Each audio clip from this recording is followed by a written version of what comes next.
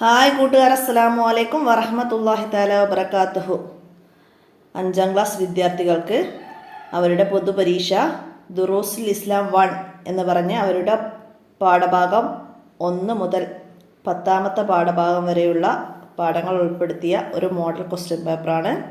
പൊതുപരീക്ഷയുടെ model question paper പോലെ മോഡലായിട്ടാണ് ഇത് തയ്യാറാക്കിയിരിക്കുന്നത്. അപ്പോൾ ഈ ചോദ്യപേപ്പർ തയ്യാറാക്കുവാനും എന്നിലേക്ക് എത്താനും വേണ്ടി സഹായിച്ചവരും സഹകരിച്ചവരൊക്കെ ഉണ്ട്. അവർക്കൊക്കെ വേണ്ടിയിട്ട് നമുക്ക് ആദ്യം തന്നെ ദുആ ചെയ്യാം. അപ്പോൾ നമുക്ക് ചോദ്യത്തിലേക്ക് കടക്കാം. എല്ലാവരും പാഠഭാഗമൊക്കെ നന്നായി മനസ്സിലാക്കി പഠിക്കുക. നമ്മൾ പാഠഭാഗത്തിൻ്റെ റിവിഷൻ ചെയ്തിട്ടുണ്ട്. 1 മുതൽ 10 വരെയും 11 മുതൽ 20 വരെയുള്ള ചോദ്യങ്ങളൊക്കെ ഉൾപ്പെടുത്തിയിട്ടുള്ള റിവിഷനുണ്ട്. അപ്പോൾ അത് കാണേണ്ടവർ അത് കാണുക. പാഠഭാഗം ഈ ചോദ്യങ്ങൾ മാത്രം വെച്ച് നമുക്ക് പഠിക്കാൻ പറ്റില്ല. പാഠഭാഗവും നന്നായി മനസ്സിലാക്കണം. അപ്പോൾ പാഠത്തിൽ നിന്ന് വരുന്ന ഇടയിൽ നിന്ന് വരുന്ന ചോദ്യങ്ങളൊക്കെ നമുക്ക് മനസ്സിലാക്കാൻ കഴിയും. അപ്പോൾ അതൊക്കെ വീഡിയോ ലഭിക്കാത്തവർ ഒന്ന് കമൻറ്റ് ചെയ്താൽ അവർക്ക് അയച്ചു തരാം.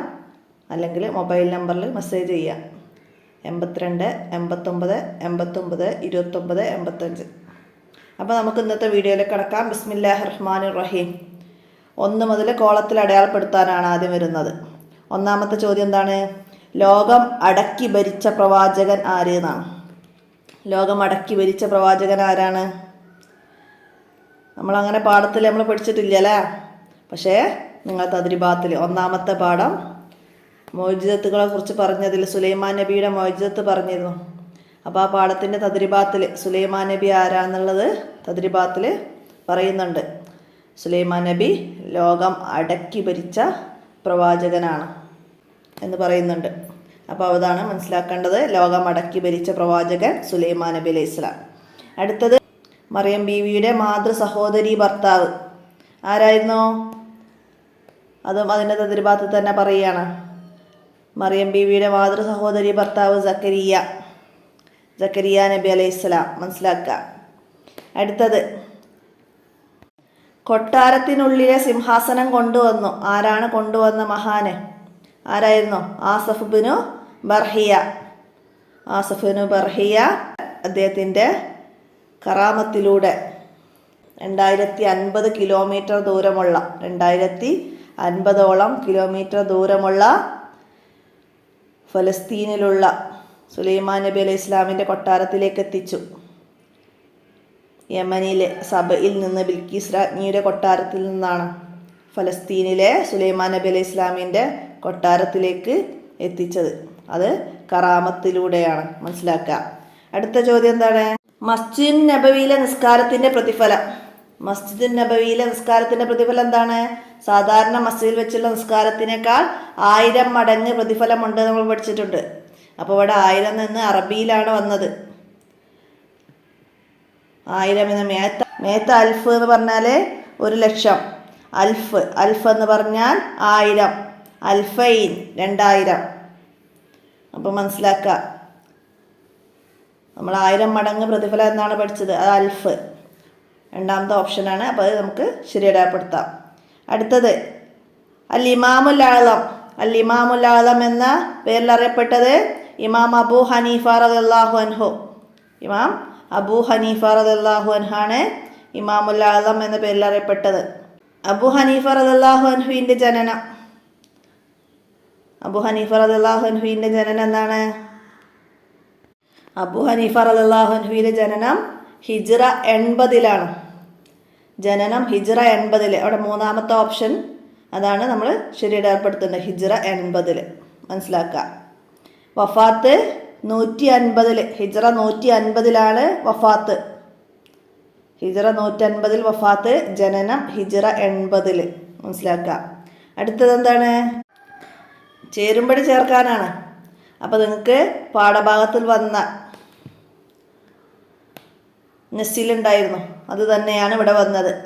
അബൂ ഹനീഫ എന്നത് എന്താണ്? ഹനഫി മദ്ഹബാണ് ഇമാം അബൂ ഹനീഫ റളിയല്ലാഹു അൻഹുവിൻ്റെത്. മനസ്സിലാക്കുക. അടുത്തത് മാലിക് ബിൻ അനസ് റളിയല്ലാഹു അൻഹു. മാലിക് ബിൻ അനസ് റളിയല്ലാഹു അൻഹുവിൻ്റെത് മാലിക്കി മദ്ഹബ്. ഓപ്ഷൻ ഇ മാലിക്കി മദ്ഹബ്. അടുത്തത് മുഹമ്മദ് ഇദ്രീസ്. മുഹമ്മദ് ഇദ്രീസ് ആരായിരുന്നു? ഷാഫി ഇമാമിൻ്റെ മുഴുവൻ നാമം ഇമാം മുഹമ്മദ് ബിൻ ഇദ്രീസ് ഷാഫി റളിയല്ലാഹു അൻഹു എന്നായിരുന്നു മുഴുവൻ നാമം. അപ്പം മുഹമ്മദ് ബിൻ ഇദ്രീസ് റളിയല്ലാഹു അൻഹു എന്നുള്ള ഷാഫി മദ്ഹബിലേക്ക്. അപ്പോൾ അതിൻ്റെ ഓപ്ഷൻ എ എന്ന് നമുക്ക് എഴുതാം. അടുത്തത് അഹ്മദ് ബിൻ ഹംബൽ റളിയല്ലാഹു അൻഹു.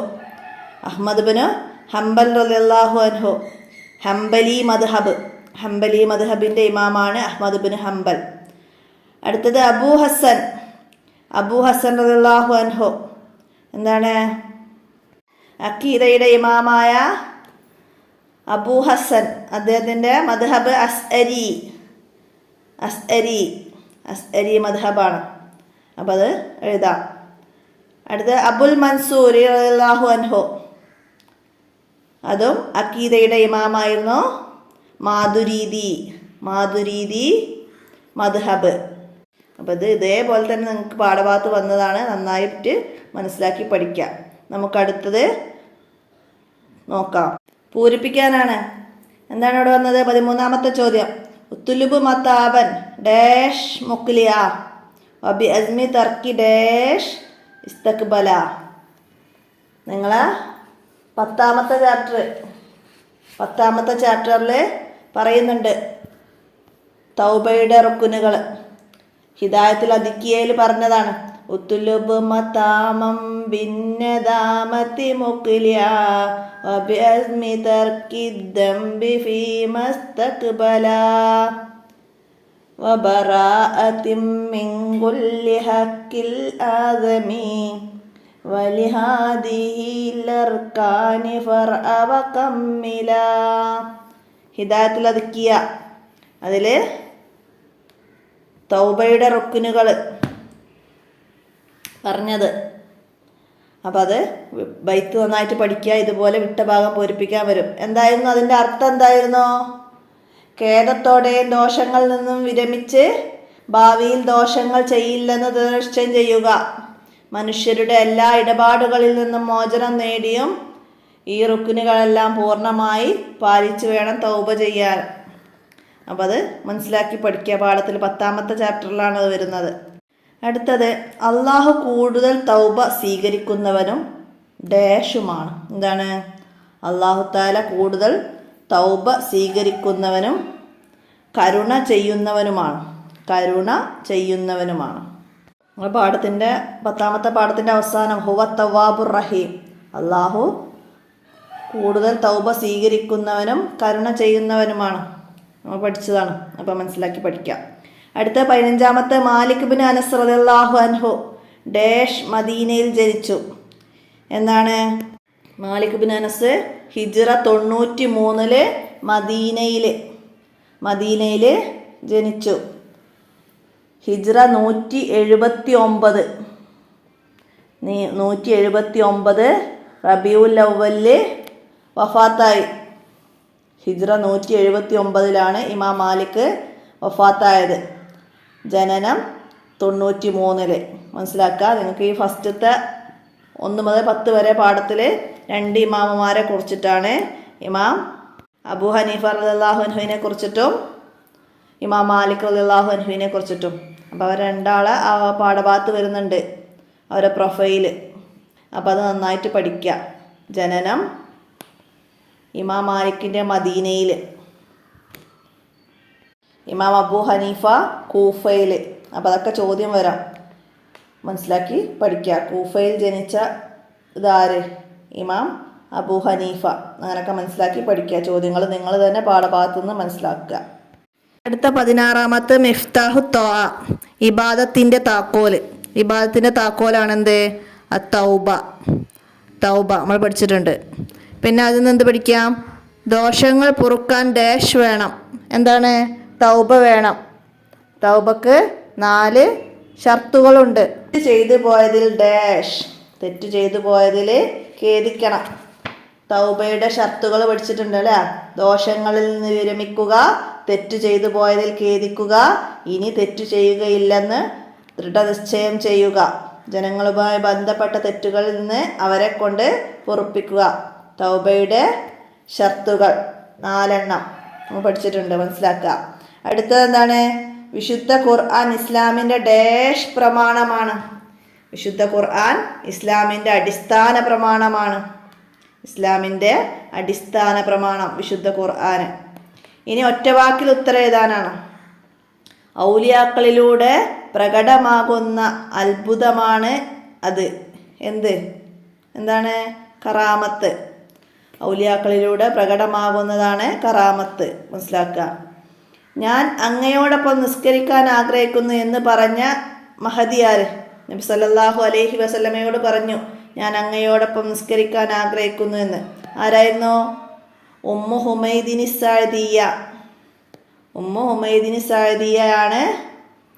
ഉമ്മു ഹുമൈദിനി സാദിയ റളിയല്ലാഹു അൻഹു ആണ് നബി സല്ലല്ലാഹു അലൈഹി വസല്ലമയോട് ആഗ്രഹം പറഞ്ഞത്. നബി സല്ലല്ലാഹു അലൈഹി വസല്ലമ എന്താണ് മറുപടി പറഞ്ഞത്? സ്ത്രീകൾ വീടിൻ്റെ ഉള്ളറയിൽ വെച്ച് നിസ്കരിക്കലാണ് ഉത്തമം. അടുത്തത് എന്താണ്? അടുത്തത് അർത്ഥം എഴുതാനാണ്. ജിൽബാബി. ജിൽബാബിൻ്റെ അർത്ഥം എന്താണ്?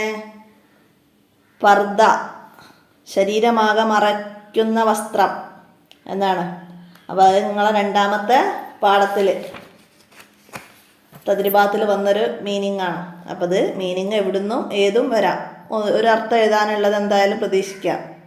അപ്പം മനസ്സിലാക്കാം. അടുത്തത് 21. സ്ത്രീ ഭരണാധികാരിയാണ് അവിടെ. എവിടെയാണ് സ്ത്രീ ഭരണാധികാരി? അവളുടെ ഭർത്താവിൻ്റെ വീട്ടിലാണ്. അവളുടെ ഭർത്താവിൻ്റെ വീട്ടിൽ സ്ത്രീ ഭരണാധികാരിയാണ്. അൽ മർഅത്തു റായിയത്തുൻ ഫിൽ ബൈത്തി സൗജിഹ. സ്ത്രീ അവളുടെ ഭർത്താവിൻ്റെ വീട്ടിൽ ഭരണാധികാരിയാണ്. അടുത്ത 22. മുഖ്തബർ എന്ന വാക്കിൻ്റെ അർത്ഥം. മുഖ്തബറിൻ്റെ അർത്ഥം. മുഖ്തബർ എന്ന് പറഞ്ഞാൽ ലാബ്. മുഖ്തബർ എന്ന് പറഞ്ഞാൽ ലാബ്. മക്തബ് എന്ന് പറഞ്ഞാൽ ലൈബ്രറി. മക്തബ് എന്ന് പറഞ്ഞാൽ ലൈബ്രറി. അതുപോലെയുള്ള പാഠത്ത് പറഞ്ഞ ഇസ്തിറാഹ എന്ന് പറഞ്ഞാൽ വിശ്രമം. നിങ്ങൾ 4ാമത്തെ ചാപ്റ്ററിൽ വരുന്നതാണ് ഉള്ള വാക്കുകളൊക്കെ അതിൽ മനസ്സിലാക്കി പഠിക്കുക. ദക്കായിക്ക് എന്ന് പറഞ്ഞാൽ ദക്കായിക്ക് 10 മിനിറ്റ്. ദക്കായിക്ക് എന്ന് പറഞ്ഞാൽ മിനിറ്റ്. അപ്പോൾ അതൊക്കെ മീനിങ് മനസ്സിലാക്കുക. അടുത്തത് എന്താണ്? 23. എല്ലാ സൽക്കർമ്മങ്ങളും പൊളിച്ചു കളയും. എന്താണ് എല്ലാ സൽക്കർമ്മങ്ങളെയും പൊളിച്ചു കളയുന്നത്? റിദ്ദ. എല്ലാ സൽക്കർമ്മങ്ങളെയും മുറിച്ചു കളയും. എല്ലാ സൽക്കർമ്മങ്ങളെയും അത് നശിപ്പിച്ചു കളയും. റിദ്ദ എന്ന് പറഞ്ഞാൽ ഇസ്ലാമിൽ നിന്ന് പുറത്തു പോവുക, മതഭ്രംശം, മനസ്സിലാക്കുക. അടുത്തത് എന്താണ്? ഒറ്റ വാചകത്തിൽ ഉത്തരം എഴുതാനാണ്. ആരാണ് വലിയ? നിങ്ങൾ 1ാമത്തെ പാഠത്ത് പറയുന്നുണ്ട്, യഥാർത്ഥ വിശ്വാസികളും അല്ലാഹു തആലയുടെ വിധിവിലക്കുകൾ പൂർണ്ണമായി അനുസരിച്ച് ജീവിക്കുന്നവരും കൂടുതൽ ഇബാദത്ത് ചെയ്യുന്നവരും സൂക്ഷ്മതയുള്ളവരും ബൗദ്ധിക വിരക്തിയുമുള്ളവരാണ് വലിയ. 1ാമത്തെ പാഠത്തിൽ വന്നിട്ടുണ്ട്, മനസ്സിലാക്കി പഠിക്കുക. അടുത്ത ചോദ്യം, കറാമത്തും മാജിക്കും തമ്മിലുള്ള വ്യത്യാസം എന്ത്? കറാമത്തും മാജിക്കും തമ്മിലുള്ള വ്യത്യാസം എന്താണ്? കറാമത്ത് അഭൗതികമാണ്, അത് തഖ്വയുള്ളവർക്ക് മാത്രമേ സാധിക്കുകയുള്ളൂ. എന്നാൽ മാജിക്ക് അത് പരിശീലനത്തിലൂടെ ആർക്കും നേടാൻ കഴിയുന്ന ഒരു കലയാണ്. കറാമത്തും മാജിക്കും മനസ്സിലാക്കുക. അടുത്തതെന്താണ്? 7 കൊല്ലം അൽ ഇമാമുൽ ആളം ആട്ടിറച്ചി തിന്നില്ല, കാരണം എന്തായിരുന്നു?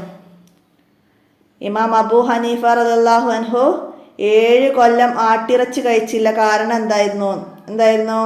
കൂഫയിൽ നിന്ന് ഒരാട് കളവ് പോയതായി വാർത്ത പരന്നു. നഷ്ടപ്പെട്ട പോയ ആടിൻ്റെ മാംസം തൻ്റെ വയറ്റിലെത്തുമോ എന്ന് ഭയന്നായിരുന്നു ഈ തീരുമാനം. അപ്പോൾ 7 കൊല്ലം ഇമാമുൽ ആളം ആട്ടിറച്ചി തിന്നില്ല, കാരണം എന്തായിരുന്നു പറഞ്ഞാൽ കൂഫയിൽ നിന്ന് ഒരാട് കളവായി. ആ ആട് ജീവിച്ചിരിക്കുന്നിടത്തോളം കാലം കളവ് പോയ ആടിൻ്റെ മാംസം വയറ്റിലെത്തുമോ എന്ന ഭയമായിരുന്നു ഈ തീരുമാനത്തിന് പിന്നിൽ. മനസ്സിലാക്കി പഠിക്കുക. അടുത്ത 27ാമത്തെ ചോദ്യം എന്താണ്? ഫുലൈൽ ഫുളൈൽ ഇബ്നു ഇയാദിൻ്റെ തൗബയുടെ കാരണം. ഫുളൈൽ ഇബ്നു ഇയാദ് തൗബ ചെയ്യാൻ കാരണം എന്തായിരുന്നു? അദ്ദേഹം കൊള്ളക്കാരനായിരുന്നു. ഒരു ദിവസം അദ്ദേഹം നടന്നു പോകുമ്പോൾ വഴിയരികിലുള്ള വീട്ടിൽ നിന്ന് ഖുർആൻ പാരായണം കേൾക്കുകയുണ്ടായി. ആ വചനങ്ങൾ അദ്ദേഹത്തിന് മാനസാന്തരമുണ്ടാക്കി. കൊള്ള നിർത്തി തൗബ ചെയ്ത് നല്ല മനുഷ്യനാകാൻ അദ്ദേഹം തീരുമാനിച്ചു. കൊള്ള നിർത്തി നല്ല മനുഷ്യനാവാൻ അദ്ദേഹം തീരുമാനിച്ചു. അപ്പോൾ തൗബയുടെ കാരണം ഖുർആൻ വചനം കേൾക്കാനിടയായതാണ്. മനസ്സിലാക്കുക. അടുത്തത് മനസ്സുകൊണ്ടുള്ള റിദ്ദക്ക് 3 ഉദാഹരണം എഴുതുക. മനസ്സുകൊണ്ടുള്ള റിദ്ദ, വാക്കുകൊണ്ടുള്ള റിദ്ദ, പ്രവൃത്തി കൊണ്ടുള്ള റിദ്ദ. റിദ്ദകളെ 3 ഇനം നമ്മൾ പഠിച്ചിട്ടുണ്ട്. അപ്പോൾ ഇവിടെ മനസ്സുകൊണ്ടുള്ള റിദ്ദക്കാണ് 3 ഉദാഹരണം എഴുതേണ്ടത്. എന്താണ്? ഇസ്ലാം ഉപേക്ഷിക്കാൻ തീരുമാനിക്കുക, ഉപേക്ഷിക്കാൻ ആഗ്രഹിക്കുക, വ്യഭിചാരം, പലിശ, മദ്യപാനം പോലുള്ളത് ഹലാലാക്കാൻ കരുതുക. ഇതൊക്കെ മനസ്സുകൊണ്ടുള്ള റിദ്ദയാക്കണം. അതുപോലെ ബാക്കിയുള്ളതും വാക്കുകൊണ്ടുള്ളതും പ്രവൃത്തി കൊണ്ടുള്ളതൊക്കെ മനസ്സിലാക്കുക. അടുത്തത് 29. എന്താണ്? പഠനം തുടങ്ങുമ്പോൾ ചെയ്യേണ്ട കാര്യങ്ങൾ എന്തൊക്കെ? പഠനം തുടങ്ങുമ്പോൾ ചെയ്യേണ്ട കാര്യങ്ങൾ എന്തൊക്കെയാണ്? ബിസ്മി, ഹംദ്, സ്വലാത്ത് എന്നിവ ചൊല്ലണം. മാതാപിതാക്കൾക്കും ഉസ്താദുമാർക്കും ദുആ ചെയ്യണം. പഠനം തുടങ്ങുമ്പോൾ ബിസ്മി, ഹംദ്, സ്വലാത്ത് എന്നിവ ചൊല്ലണം. മാതാപിതാക്കൾ, ഉസ്താദുമാർ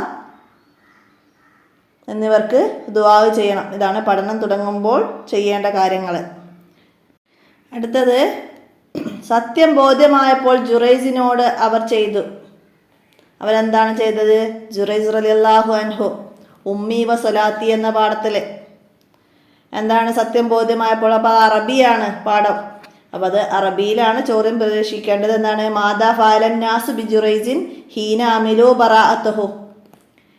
സത്യം ബോധ്യമായപ്പോൾ ജനങ്ങൾ എന്താണ് ചെയ്തത്? എന്താ ചെയ്തത്? ഫഅഖ്ബലു അലാ ജുറൈസിൻ യുകബ്ബിലൂനഹു വയതമസ്സഹൂനഹു. അവര് ജുറൈസ് തങ്ങളെ തലോടുകയും ചുംബിക്കുകയൊക്കെ ചെയ്തു. നബിനീലക സൗമാതക മിൻ ദഹബിൻ. എന്നിട്ട് പറഞ്ഞു, ഞങ്ങൾ സ്വർണത്താലുള്ള ഒരു ആരാധനാ മഠം നിർമ്മിച്ചു തരാമെന്ന്. അപ്പം അത് അറബിയിൽ തന്നെ അവിടെ മനസ്സിലാക്കി വെക്കുക. ഞങ്ങളെ പാഠത്തിൻ്റെ അവസാനത്തിൽ വന്ന പാരഗ്രാഫാണ്. പാഠത്തിലൊരു ചോദ്യവും വന്നിട്ടുണ്ട് അതന്നെ. അപ്പം അതിൽ നോക്കിയിട്ട് അറബിയിലാണ് എഴുതിയതെങ്കിൽ എല്ലാവരും അറബിയിൽ ആൻസർ പഠിക്കുക. അറബിയിൽ തന്നെ അതിലുള്ള ചോദ്യങ്ങളും ആൻസറുകളും മനസ്സിലാക്കി പഠിക്കുക. അറബിയിൽ എഴുതുന്നതാണ് നമുക്ക് ഏറ്റവും ഉത്തമം. ഓക്കെ. അടുത്ത ചോദ്യം 31. അഹ്ലുസുന്നത്ത് വൽ ജമാഅത്ത് ആരാണ്? ആരാണ് അഹ്ലുസുന്നത്ത് വൽ ജമാഅത്ത്? നബി സല്ലല്ലാഹു അലൈഹി വസല്ലമ പറഞ്ഞിട്ടുണ്ട്, എൻ്റെയും എൻ്റെ സഹാബികളുടെയും ചര്യ അനുധാവനം ചെയ്യുന്നവരാണവർ. എൻ്റെയും എൻ്റെ സഹാബികളുടെയും ചര്യ അനുധാവനം ചെയ്യുന്നവരാണവർ.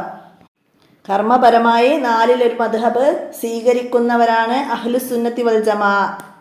മനസ്സിലാക്കുക. അടുത്തത് എന്താണ്? ബയ്യിന സിയാക്ക്, വിശദീകരണം എഴുതാനാണ്. എന്താണ്? എനിക്ക് ഭക്ഷണം വേണ്ട, കുറച്ച് ഹദീസുകൾ പറഞ്ഞു തന്നാൽ മതി. ആരോട് പറഞ്ഞതാണത്? എനിക്ക് ഭക്ഷണം വേണ്ട, കുറച്ച് ഹദീസുകൾ പറഞ്ഞു തന്നാൽ മതി. ഇമാം മാലിക് റളിയല്ലാഹു അൻഹുവിനോട് ഒരു പെരുന്നാൾ ദിവസം മാലിക് ഇമാമിൻ്റെ ഉസ്താദ് ഇമാം സുഹരി റളിയല്ലാഹു അൻഹു ചോദിച്ചു, ഭക്ഷണം വല്ലതും കഴിച്ചോ എന്ന്. അപ്പം ഇമാം മാലിക് റളിയല്ലാഹു അൻഹു പറഞ്ഞു, എനിക്ക് ഭക്ഷണം വേണ്ട, കുറച്ച് ഹദീസുകൾ പറഞ്ഞു തന്നാൽ മതിയെന്ന്.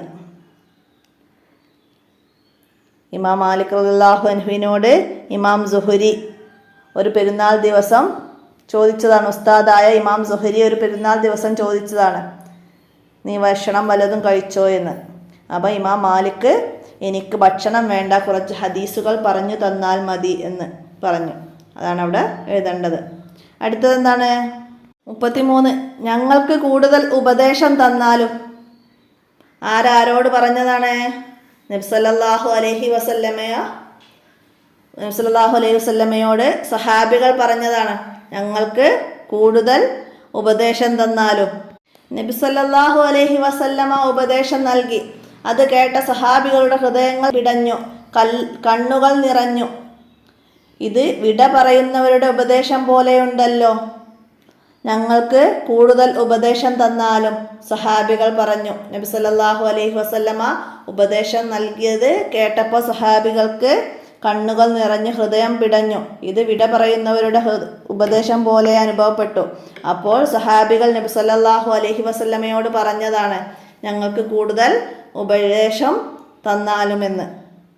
അപ്പം ഇത്രയാണ് ഈ ചോദ്യപേപ്പറിലുള്ളത്. അപ്പം നമുക്ക് ഇതൊരു മാതൃക മാത്രമാണ്. അപ്പോൾ ഇതുപോലെ നിങ്ങൾ പാഠഭാഗത്തു നിന്ന് ഇനിയും ചോദ്യങ്ങളൊക്കെ നന്നായി മനസ്സിലാക്കുക. അതാണ് ഞാൻ പറയുന്നത്. നിങ്ങൾ റിവിഷൻ കണ്ടു പഠിക്കുക. ചോദ്യപേപ്പറൊക്കെ ഒരു മോഡൽ മാത്രമാണ്, അല്ലാതെ ഇത് തന്നെ വരും നമുക്ക് ഉറപ്പ് പറയാൻ പറ്റൂല. ഇതിന്ന് വന്നേക്കാം. അപ്പോൾ അതുകൊണ്ടാണ് ഇതും പഠിക്കുക, പാഠഭാഗം നന്നായി പഠിക്കുക, പാഠഭാഗത്തിലെ തതിരിഭാഗത്തിലുള്ള ചോദ്യങ്ങളൊക്കെ മനസ്സിലാക്കി വെക്കുക. നമുക്ക് ഇന്നത്തെ വോയിസ് ഇവിടെ അവസാനിപ്പിക്കാം. അല്ലാഹു തആല നല്ല രീതിയിൽ പഠിക്കാനും പഠിച്ചതുമായി നിലനിർത്താനും തൗഫീക്ക് നൽകട്ടെ. എല്ലാവർക്കും നല്ലൊരു വിജയം ഉണ്ടാവട്ടെ. നമുക്ക് ദുആ ചെയ്യാം, പരസ്പരം ദുആയിൽ ഉൾപ്പെടുത്താം എല്ലാവരും. അസ്സലാമു അലൈക്കും വറഹ്മത്തുള്ളാഹി തആല വബറകാതുഹു.